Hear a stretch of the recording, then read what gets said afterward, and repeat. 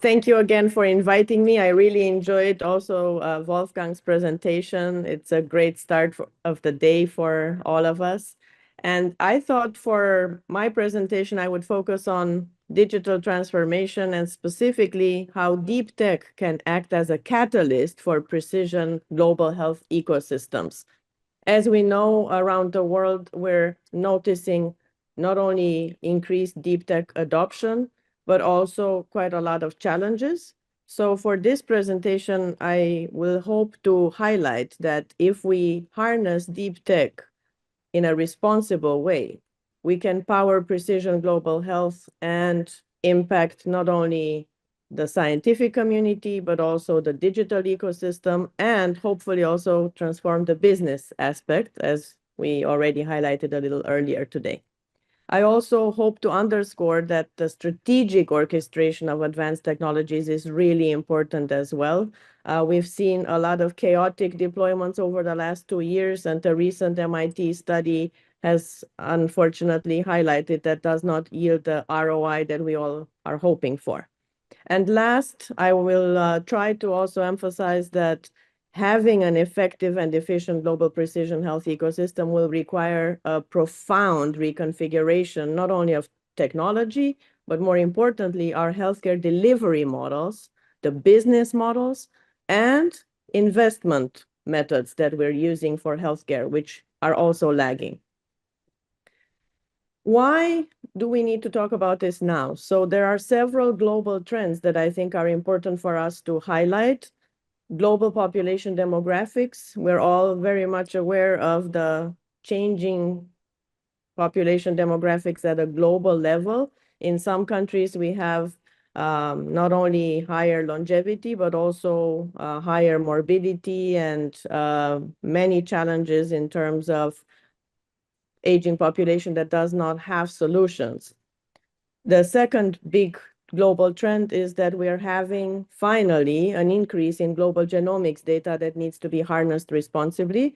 Over the last 2 to 4 years, we've had a massive increase in denominators, not only in Europe and US, but also in Asia. So we're hoping that we can now go to the second stage to appropriately and responsibly harness all that genomic data collected. As I know this audience is very much attuned, we are also focusing on wellness and longevity now, not just on sick care.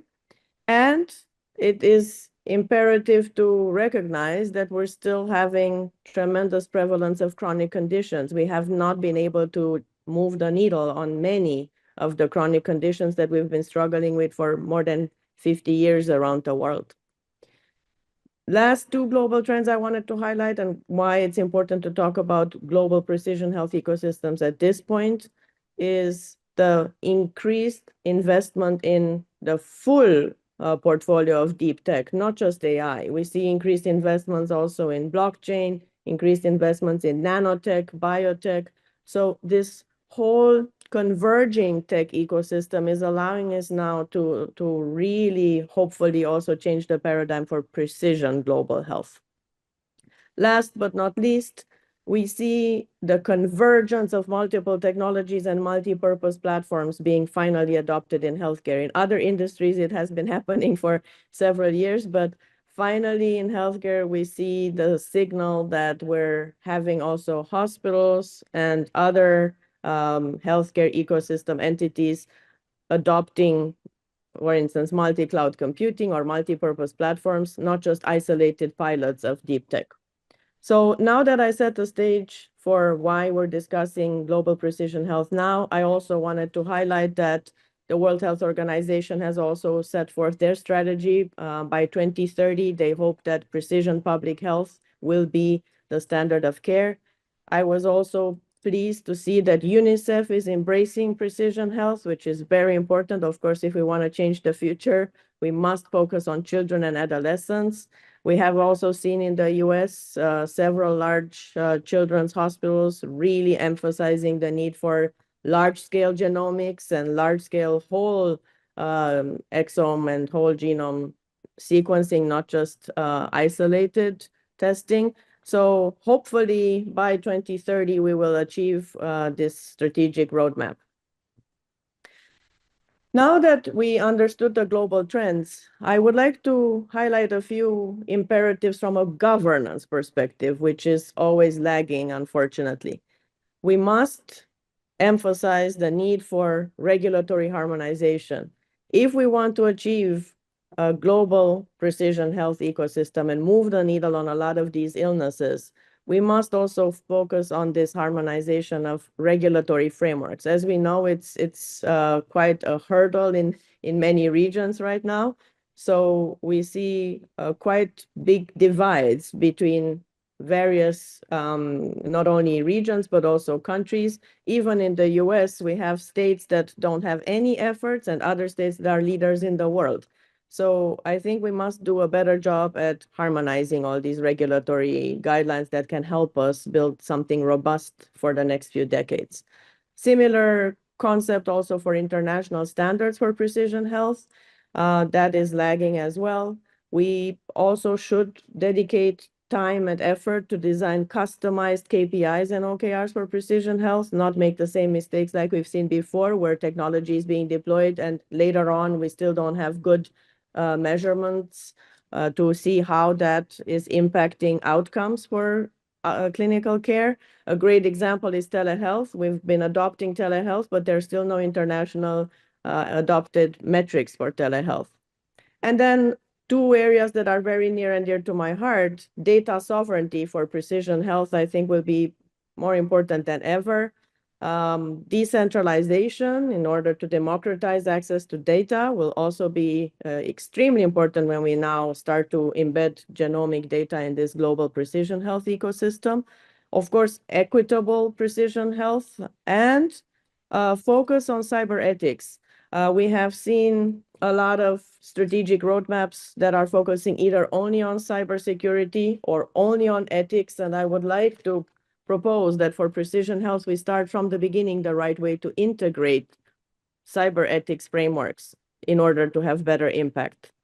And last but not least, one area that I've also been very passionate and putting quite a lot of effort in over the last year is developing quantum resilience from the beginning. As we know, the National Institute for Science and Technology has recommended all enterprises to be quantum resilient by 2030. For the United States, for healthcare in particular, we have seen HHS actually put the timeline even earlier, 2027. HIMSS has recommended all healthcare systems to be quantum resilient. So I think we'll see a lot of shifts in terms of cybersecurity, particularly for hospitals that are leaders in precision health. And I hope that is something that we'll see at a large scale globally as well. I would also briefly like to touch on the fact that if we want to design a sustainable, efficient, effective global precision health ecosystem, we must think carefully what type of methodologies are suitable for that type of framework and that type of precision health delivery model. And abundance thinking, systems thinking, design thinking, as well as Lean Six Sigma are all important and must be carefully orchestrated.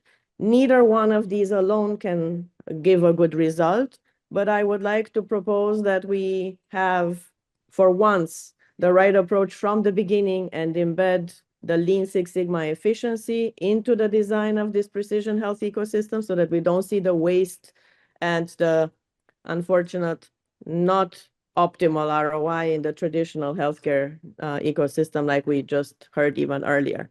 And then I think the others are fairly obvious. Design thinking for precision health is a no negotiable methodology.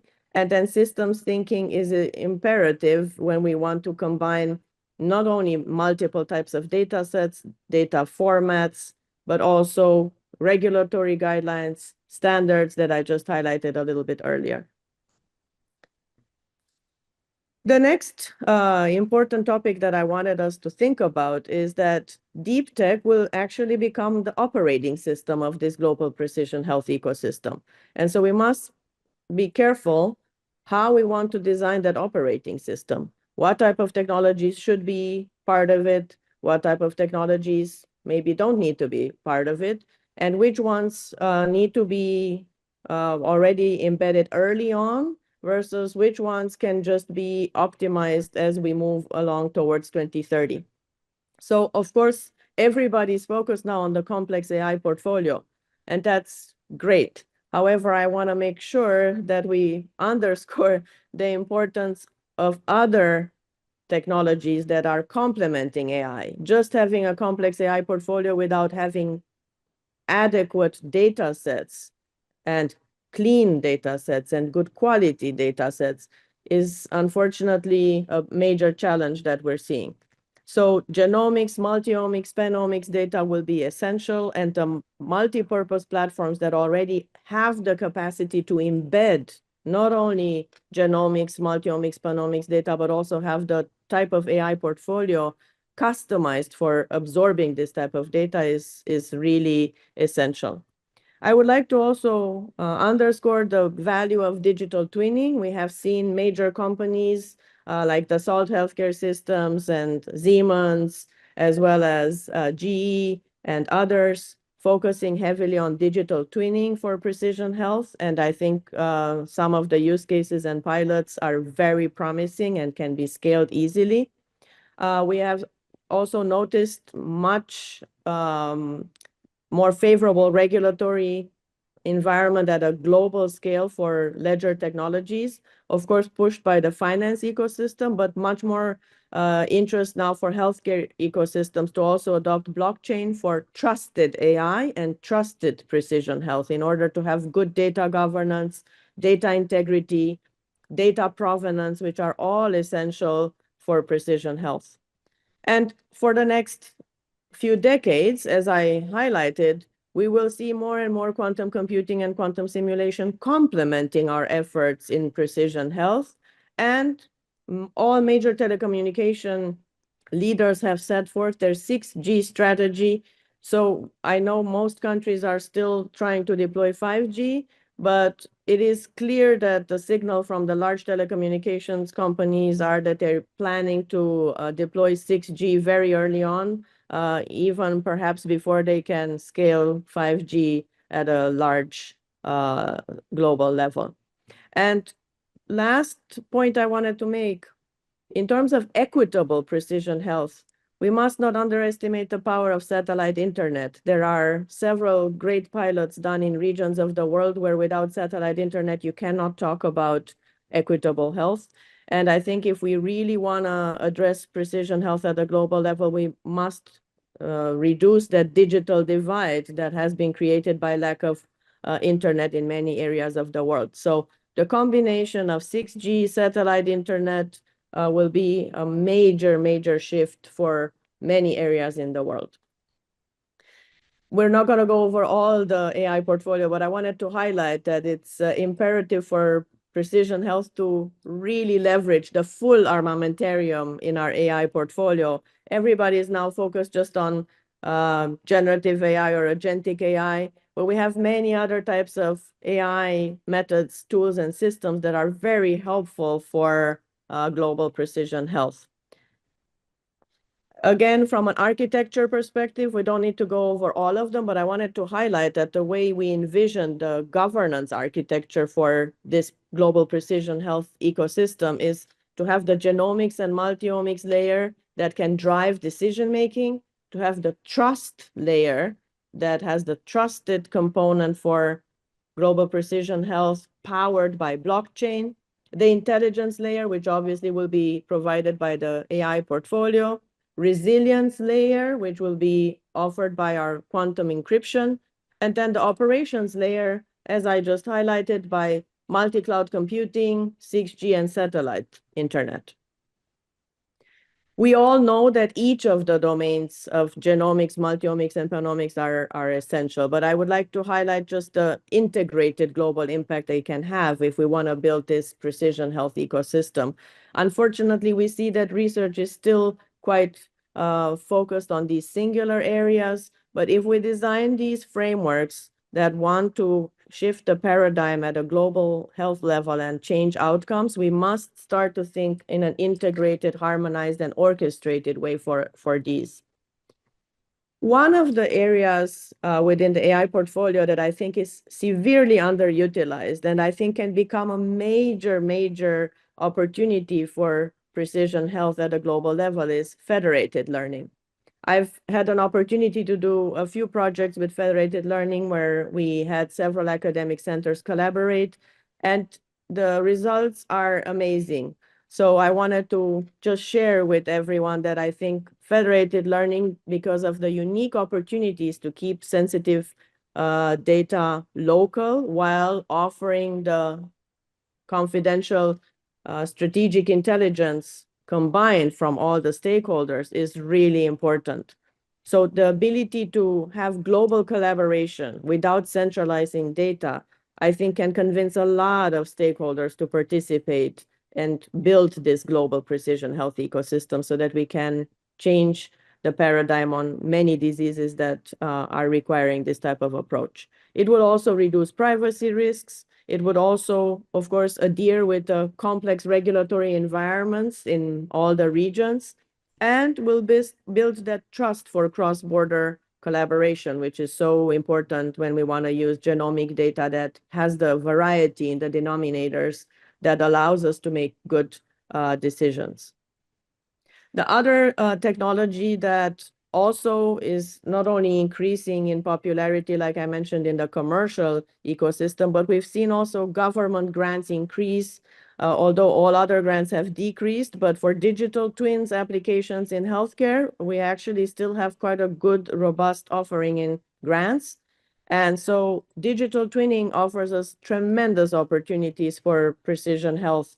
We can do virtual population modeling and early risk detection, personalized precision medicine optimization, cross-border data integration and predictive intelligence. And of course, for research, particularly for clinical trials, it has completely changed the paradigm. So combined with in silico trials and the digital twinning, we can shorten the time frame from design to commercializing not only medications, but other therapeutic modalities.